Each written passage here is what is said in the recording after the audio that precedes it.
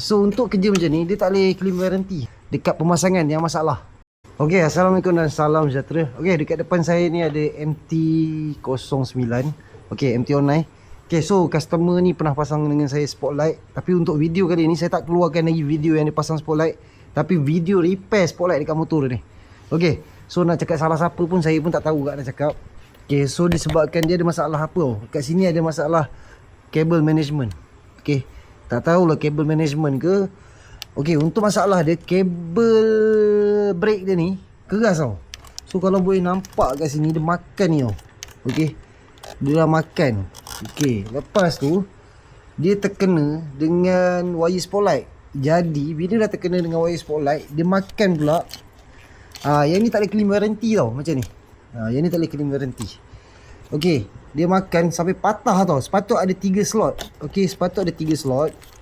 Nampak ni nampak? Sepatut ada 3 slot, tapi dia dah patah tinggal 2. Dah lah patah satu masalah. Yang belah sini pula dah putus pula daripada dalam ni. Okay, so untuk kerja macam ni, dia tak boleh claim warranty dekat pemasangan yang masalah.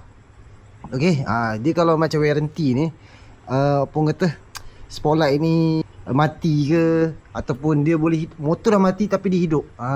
Okay, so kalau benda macam ni tak boleh nak buat apa lah. So saya cadangkan kat customer untuk buat benda ni. Okay, kita beli satu kabel baru bapak besar ni . Okay, kita akan masuk macam ni. Okay, kita akan masukkan yang ni. Kita akan buat yang baru lah kabel dia. So benda ni tak short lagi, sebab saya dah test dah itu, dia tak short lagi, cun. So kita buat kabel baru saja. Okay, so pemasangan dengan ni rasa dah boleh tahan kot, sebab kabel ni lagi tebal daripada kabel ni. Sebab salah beli ni. Kalau ikutkan nak cari yang tebal, tapi tebal sangat ni. Untuk wire tak ada masalah, tapi untuk soket dia. So lepas ni kita akan letak keluar daripada kabel brake. Kabel brake ni macam pelik lah. Nampak? Okay, so ni kita tengok selepas siap pemasangan. Sebab tak hidup lah, sebab satu soket pin dah patah. Okay, so alhamdulillah kita dah pun siap pasang. Wiring tadi kita dah buat. Okay, so untuk kes macam ni, macam saya beritahu, dia bukan under warranty tau sebenarnya. Dia sebab atas masalah pemasangan. Tapi dia bukan sebab motor ni pula, bukan masalah pemasangan. Cable management kat sini ada masalah. So saya buat juga benda ni. Sebab apa?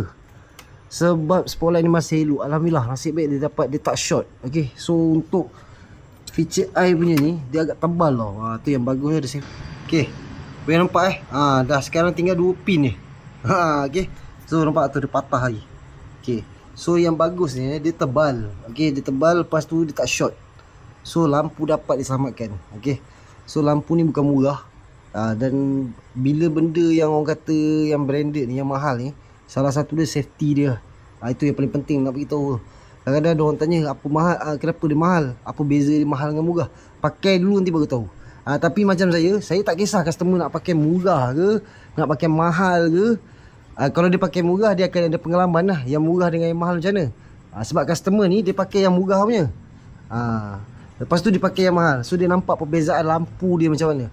Yang ni lampu dia sebelah tak hidup. Dekat seminggu 2 minggu dia bawa pun, sebelah tu saja pun dah cukup terang dah. Okay, saya tutup. Okay, saya tutup Okay, ni 2 belah. Saya tutup sebelah ni. Okay, nampak tak? Tu belah sana kan. Tapi dia dah pergi belah sana. So bila kita buka ni, nampak? Itu perbezaan branded ni. Bila dia cakap 60 watt, kita akan dapat 60 watt dekat spotlight ni.